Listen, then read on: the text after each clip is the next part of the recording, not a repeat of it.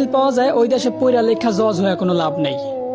মুসলমানদের দেশে নেতা হইয়া যদি আলেমদেরকে বন্দি করে রাখতে হয়, ওই দেশের রাজনীতি করে নেতা হইলে জনগণের জন্য কোনো ফায়দা নেই।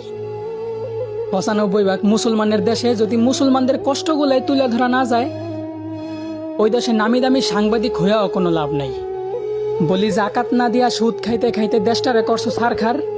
এখন সূর্যের তাপ গায়ে লাগে, তাই তোমাদের বৃষ্টির দরকার। আলেমদেরকে বন্দি করে আবার আলেমদের মাধ্যমে আল্লাহর কাছে বৃষ্টি কামনা করলা। বিষয়টা এমন হইল না যে কোনো এক ফল গাছের গোড়া কাইটা ফালাইয়া সেই গাছ থেকেই আবার ফলের আশা করলা।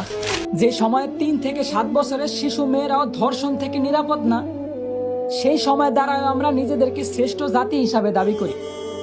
যে সময় ফ্রি মিক্সিং ভাবে পড়ালেখার কারণে বিভিন্ন জায়গায় শিক্ষক দ্বারা ছাত্রীরা ধর্ষিত হইতাছে, সেই সময় দ্বারাও আমরা শিক্ষার মানদণ্ড নির্ণয় করি।